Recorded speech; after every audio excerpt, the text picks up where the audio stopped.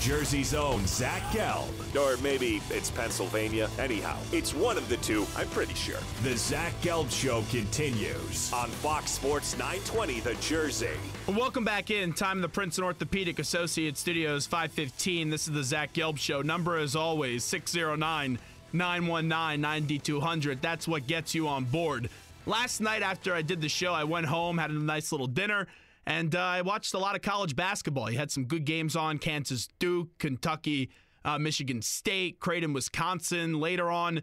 And you also had Maryland, Georgetown. That was a fun finish. And earlier in the week, I actually saw the Temple Owls play. They had a nice victory on a Friday night against LaSalle to open up their season, then a tough one against New Hampshire where they did not win. And now joining us is my favorite college basketball coach in the country, and that's the head coach of the Temple Owls, and that's Fran Dunphy. Coach Dunphy, appreciate the time, and how are you?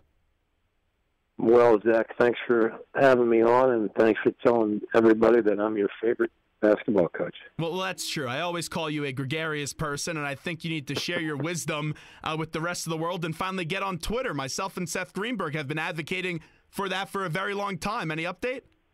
You can talk to my man Larry Doherty. See what he has to say. If he wants to push me through that, I'm ready to go. I got to start talking to Larry because I keep on getting that answer, and we got to get you on Twitter. I have to ask you, though, you've been involved in college basketball for a very long time, since 1967 when you were playing. You enter another season now as the head coach for Temple once again.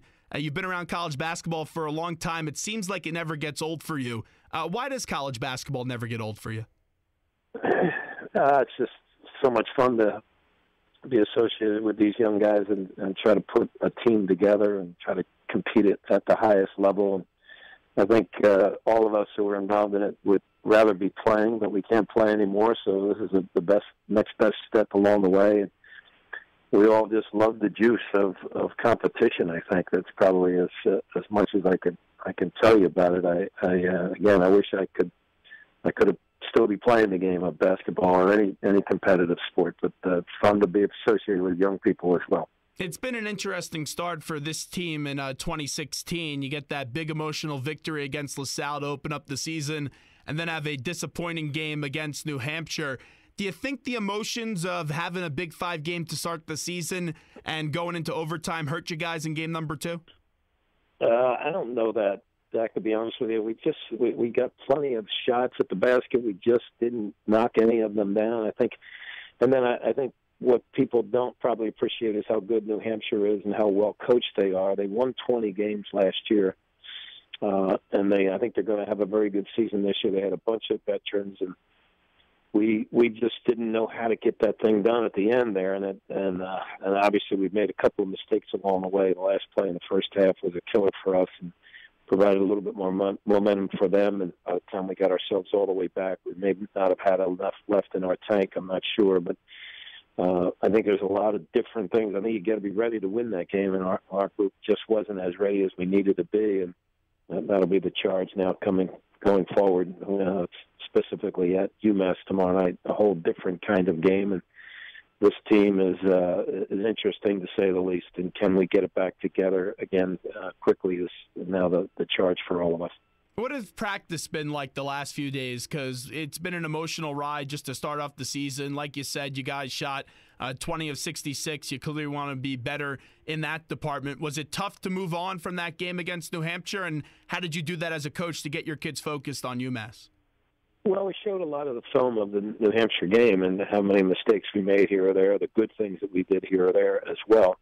And then we get out on the court. We weren't out on the court real long yesterday. We're probably out there a little longer today. I don't like to go too hard the day after a game, even though we're going to be playing tomorrow. We went a little harder today, did some full court stuff, and try to get ready for the pressure that we'll feel from the University of Massachusetts. But the great thing about the game of basketball is if you do have a down moment like we had against New Hampshire, you get right back out there again, and after Thursday's game, we'll get right back out there again with Manhattan on Sunday. So there's not much time to whine about your situation. You have to move on, and you got to get ready to go for the next challenge ahead, and that's what we're doing.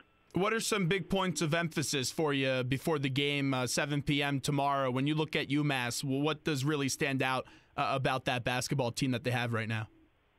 Well, they turned people over pretty well. I think UMass Lowell turned it over 28 times, I think, and Ole Miss turned it over 17 times. We can't be getting too high on that turnover quotient because they're going to then take it and run it down our throat. They play a lot of guys. They're very athletic. They've got a different kind of style, and we have to manage the game, certainly. We know we're in for a great challenge with that.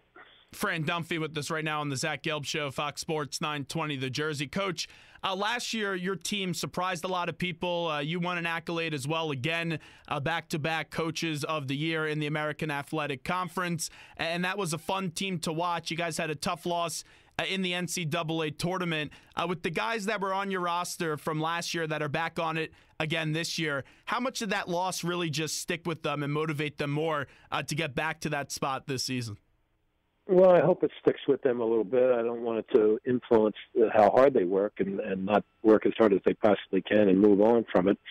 But I think it's always one of those things that's going to be with you for the rest of your life, to be honest with you. You get into an NCAA tournament, you have an opportunity to win a game, and we needed everybody. If we all made one better decision, both the players and the coaches, then maybe we're getting a second chance at Villanova. And what a great team and year that they had last year. That would have been an unbelievable opportunity for us. But that's what you talk to your guys about all the time.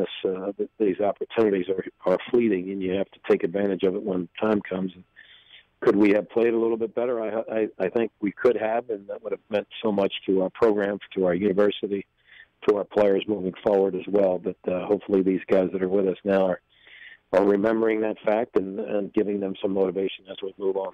We know that the teams in this conference, they always have the ability to upset one of the better conferences, that the way that it is perceived around the nation.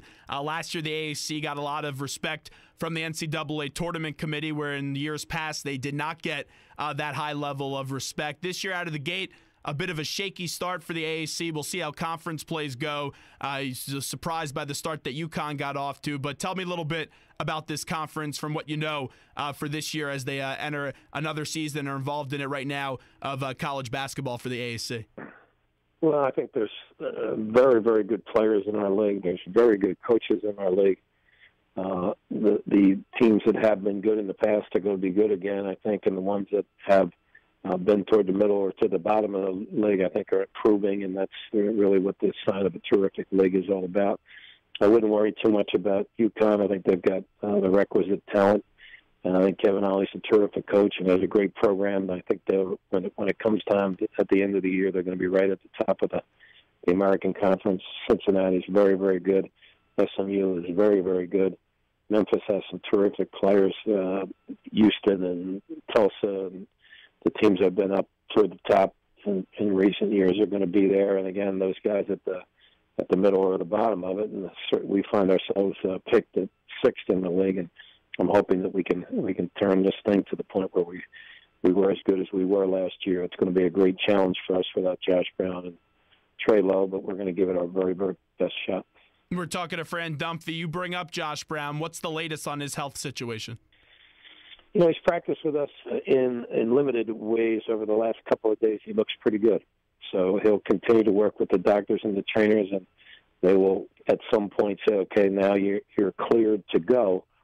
And then he's going to have to make his decision as to whether or not he wants to try to play this year or he has to sit out and take another year of eligibility next year. But that'll certainly be his choice, and we want him to do what's best for him.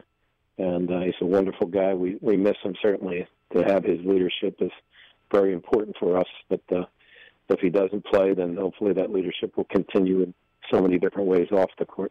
You're playing a lot of young players this year, sophomores and also freshmen, whether it's Shiz, Big Ernest, Alani, and also I've been very impressed with Quinn and Rose. Just with those four players specifically, what stands out to you about those four players, and what do you think they need to work on with their game right now? Well, I think they're all pretty good players, and everybody's got their own set of needs that they have out there. Ernest is working hard to finish plays at the basket and get himself into the scoring lineup a little bit. He got 12 points against LaSalle, which was great. If we could have gotten 12 more out of him against New Hampshire, that would have been a wonderful help to us. I think she is somebody who's going to carry the load for us in terms of the veteran person on our team, and yet he doesn't have that much experience. So the other two freshmen are doing well. Lonnie's doing well, and as Quentin Rose, as you suggested, he had two very difficult plays at the end of the game the other day, and I don't think either one was his fault. I thought he got grabbed on one, and he probably didn't commit a charge foul. I think the guy was moving, as you see it over the film, but that's not how the officials called it. But I think Quentin really has the ability to make some plays, and he's got a great future ahead of him.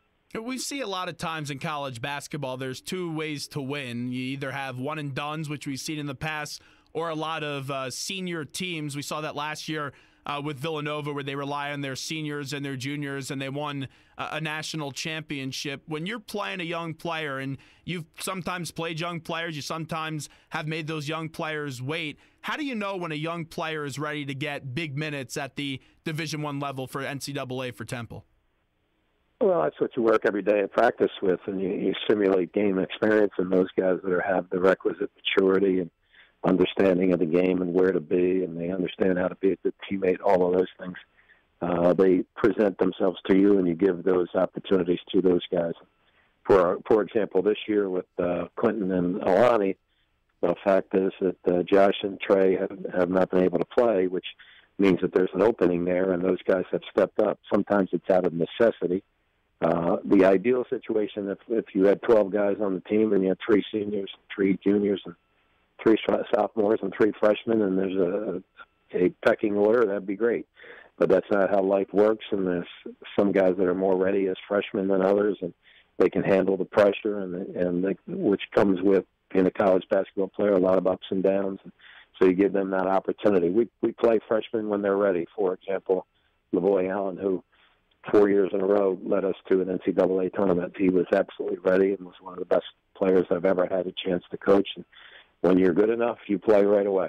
A lot of your players, a lot of your former players, they always talk about how you were a father figure to them. I know Khalif always used that phrase when he was talking about you after he left Temple, and even in his final season at Temple, he talked about the great influence you had on his life. You have such a tight relationship with your players, and you saw an unfortunate injury clearly with Trey Lowe. No one's thinking about basketball. You just want to make sure he turns out to be okay from a health department. When Trey had that accident and now he's trying to rehab to get back on the court and also just get back to being his regular self, just what were some things did you say to Trey in a time like that, just playing such an influential role in a young man's life like that?